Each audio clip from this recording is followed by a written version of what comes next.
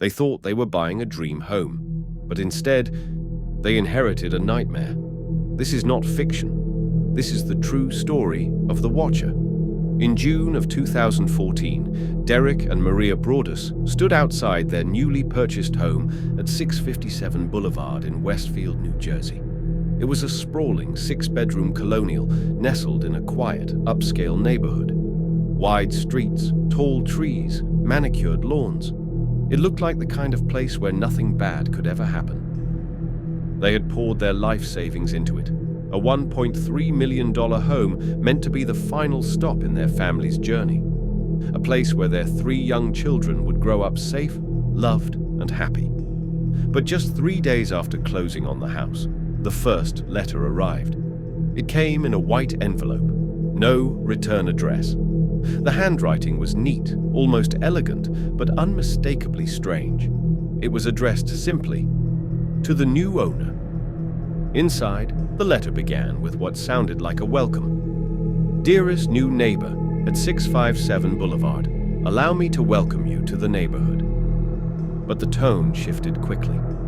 657 Boulevard has been the subject of my family for decades now, and as it approaches its 110th birthday, I have been put in charge of watching and waiting for its second coming.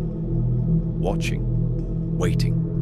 The writer claimed to have been observing the house for years. They knew the Broadus' names, though the couple had never listed them publicly. Do you know the history of the house? Do you know what lies within the walls of 657 Boulevard? They went further. I see you've already begun renovating. The house is crying from all the changes. It used to be happy. Now it weeps. Derek stared at the letter, frozen. Then he read one line that made the hair stand up on the back of his neck. "I have seen your children. So far I count 3. Are there more on the way?"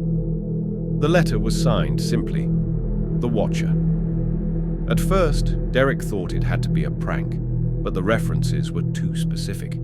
The writer mentioned details about the family that weren't visible to any outsider.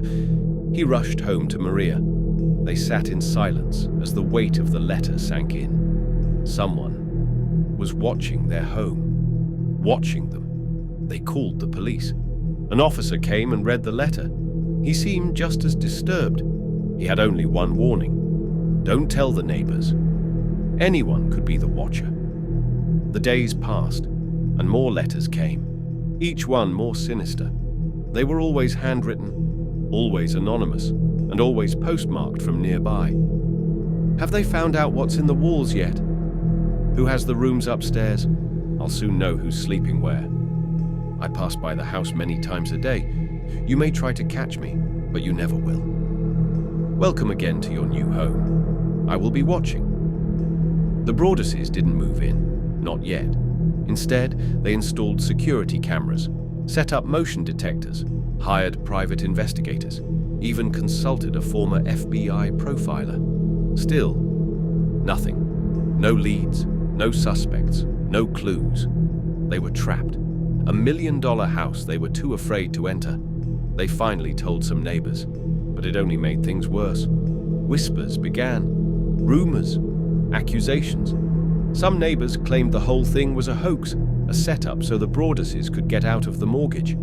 Others swore they had seen strange cars idling near the house, unfamiliar figures standing too long on the sidewalk. A retired couple next door, the Langfords, were questioned. Their son had a history of mental illness, but no evidence, no arrest, no resolution. The neighborhood, once serene, now felt like a net of eyes and secrets. The letters became more personal, more invasive. The Watcher seemed to know when workers were at the house. They knew when the Broaduses visited. They always knew, and the references became darker. 657 Boulevard is my obsession. My grandfather watched the house in the 1920s. My father watched in the 1960s, and now it is my time. You don't want to make 657 unhappy. The most chilling line arrived in the third letter. I am in charge of watching and waiting for its second coming. A religious tone or a threat? No one could say. The Broaduses tried to sell the house, but word had spread. The media caught wind of it. News trucks parked outside.